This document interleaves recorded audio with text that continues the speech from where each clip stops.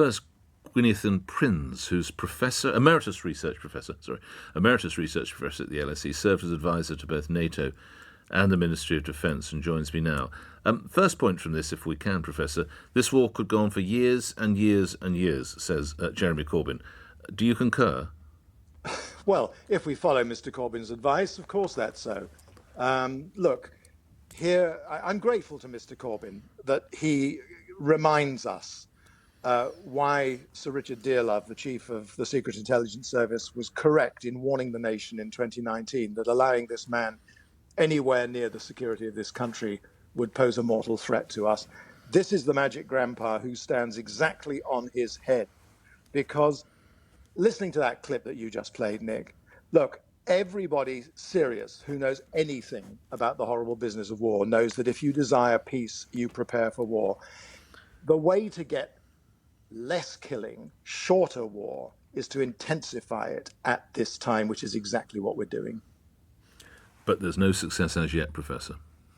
No, that I don't agree. There is success. It's not as decisive as it might be if we in the West had not, we've got ourselves more or less together, but we need to have even more resolve. Because, this is no longer playtime. This is the real world. And we're dealing with a real signed-up psychopath here. Mr. Putin is going to go on and on and on. And we have to decide whether we think that the Ukrainians are fighting for the freedom and democracy that we believe in or not. I believe they are. It's clear that Mr.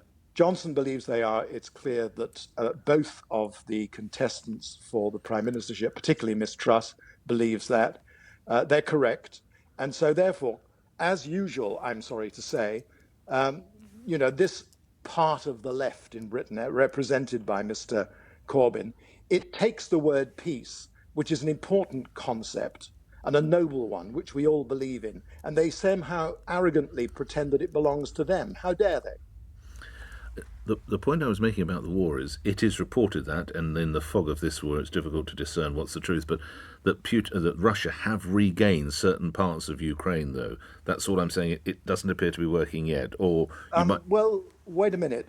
Yes, in all wars, there are tactical advances and tactical retreats. To that, you can counter the fact that as the summer offensive, which is no secret to anybody listening to this program, as the Ukrainian summer offensive around Kharkiv develops, they've reportedly taken back 50-odd villages in the last few days.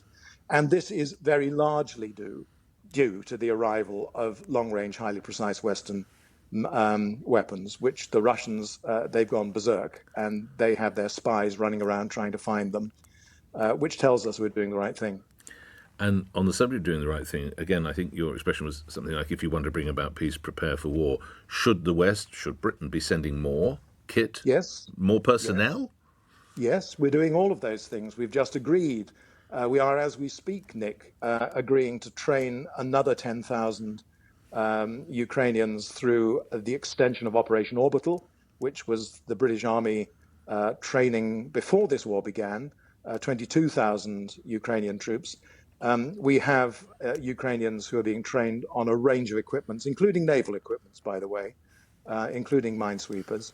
So, this is a full commitment, and it needs to be, because for two reasons, if I may just end on this point. Please. Yes, we have to support the Ukrainians. Of course, the Ukrainians are defective. What nation is not? It's a choice of, it's not a choice of perfection and evil. It's lesser evils. But if we do not hold firm on this line, not only does Putin win, but also so does Xi Jinping, because deterrence of Xi Jinping is crucially, in my view, is crucially contingent upon ensuring that Putin is not seen to succeed in Ukraine. And to those who say, if Ukraine is on fire, lastly, all the West is doing is continue to pour petrol on the flames, how would you respond? They don't understand anything that they're talking about. Anybody who understands anything to do with war knows that the Roman proverb, si vis pacem para bellum, if you desire peace, prepare for war, it's the motto of the Royal Navy, by the way, that is a correct description of the real world, not the fantasy world of magic grandpas. Gwythian Prins, thank you. You're Emeritus Research Professor at LSE, former advisor to NATO and the Ministry of Defence. Listening to that is Mary Dejevsky, who's Foreign Affairs columnist for The Independent and served as correspondent in Moscow for The Times. again, just starting with an overview of where Jeremy Corbyn's position is. How do you respond? Good morning. Good morning. Well, I'm probably one of those sort of magic-minded grandfathers or whatever who Gwythian Prins referred to, because I do think there is quite a lot of merit in what Jeremy Corbyn was saying, that sending ever more and ever more powerful weapons to Ukraine only perpetuates and ups the ante in this war. And it's true that foreign leaders who in the past might have been calling for peace and trying to organise some sort of negotiations have completely been absent in doing any of this pretty much since the start. Isn't that what Emmanuel Macron tried to bring about?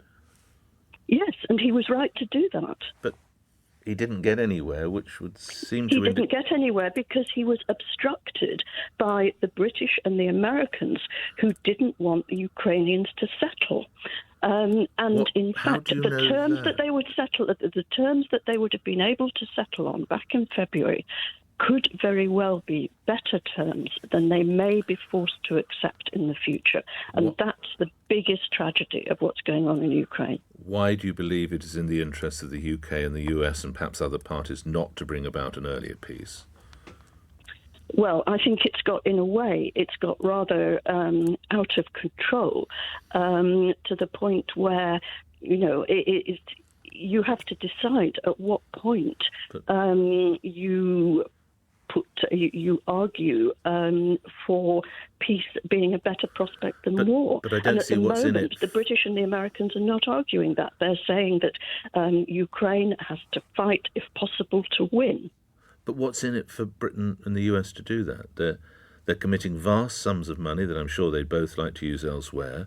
In the case of other European parties or allies, they're having enormous energy supplies issues. You look at Germany and other countries. What's in it for them? No, I agree. And if you go back a few weeks to much earlier in this war, then you hear the Americans and you hear possibly our next Prime Minister saying that the purpose of supporting Ukraine in this war is, on the one hand, it's what they talk about, the values agenda and supporting right against aggression, which to an extent I can understand.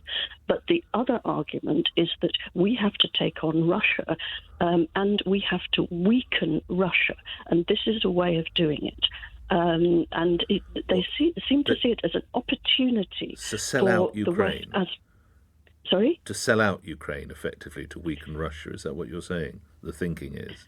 What I'm saying is that by supporting Ukraine with ever more and ever heavier weapons, we are storing up a hostage to fortune for the future, Mary, both in cost and security measures, because Ukraine cannot defend itself by itself. It will depend on the West for the foreseeable future. Mary, you referenced Professor Prins. I understand he's on the line and he's very keen to put a question to you. You don't have to. Would you take a question from the Professor or would you rather move on? I'd actually prefer to carry on because I think there are two other points of Gwythian Prins that I'd actually like to take issue with. I think respectfully, if you're going to take it, you've commented already. I would say, I want you to take issue and I'll delay the news for you to take issue. But I think then I need to let him take issue with you. Is that a deal we can do? If you let me take issue with the 2 points that he raised before. Right. If you're waiting for the news, you've got a long way. Your 2 points I'd like to make. Mary Jajewski, and then I will bring the Professor in. Mary, do go ahead. One of them is that Professor Prins quoted the prescience of Sir Richard Dearlove.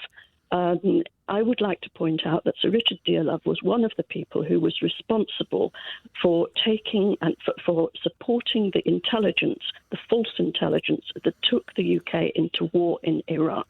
Okay. That's the first thing. Yes. The second thing is that he talked about, if you want peace, prepare for war. Yes. We're not preparing for war. We are in a war. We are supplying Ukraine with weapons. It has been at war since February the 24th. Okay. This is not preparing for war. We're in it. Okay, please stay on the line. Thank you for those 2 points. Let's go back to Professor Gwythian Prins. Professor. Yes, well, Mary Jajewski, I'm sorry to say that's a typical slur, the head of the Secret Intelligence Service, Sir Richard Dearlove, made the point specifically in the context that I originally stated it. Whatever else you may think about what he said, I'm talking about what he said about Mr. Corbyn as a risk to national security. That's the only point. And on the question of, yes, we're in war, of course we're in the war. May I respectfully ask Mr. Jeski, who started this war? Was it the Ukrainians? Of course, the Russians say it was, but everybody knows it wasn't. This is a war of aggression.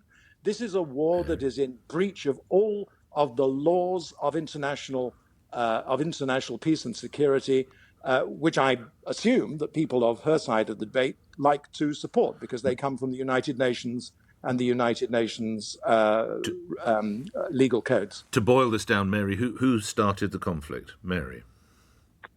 Well, I think in the immediate terms, as we look at it, obviously Russia started it by invading. I did not expect Russia to invade. I was horrified by Russia invading. Russia was wrong to invade. But in the longer term, when you look back at the opportunities that there were to prevent this war, at the way that the West, in particular the United States and the British, have behaved towards Russia in the last 5, 10, even 20 years, and particularly the way it supported the joining of many other countries in the Eastern Central Europe to Russia, to NATO, which Russia sees as a direct threat. That has to be taken into account as part of the background. It was aggression from the West, in a way, Professor. What total rubbish. I mean, I'm sorry, let's be blunt about this. Are we saying, Mr. Jeffsky, that independent sovereign states, and I am delighted that the former members of the Warsaw Pact recovered their sovereignty. I had the honor when working in headquarters at NATO to play a small role in helping in that process. Are we saying that they are to put their sovereignty in hock to the will of a dictator and a pathological dictator in Mr. Putin? Why is it that the West has taken the position that we have done? Of course, we are partly responsible, I fully agree, because we allowed Mr. Putin to get away with it in Georgia, and we allowed him to get away with it in Crimea. It never pays to allow dictators to go the first step. Did we not learn that in the 1930s? And what we have learned is we must get to a very delayed news bulletin. I'm grateful to you both. Thank you. So many questions you'd like to ask of each other. I must draw a veil over it. Gwythian Prins, Emeritus Professor at the LSE. Thank you, Mary Dziejewski, Foreign Affairs columnist for The Independent.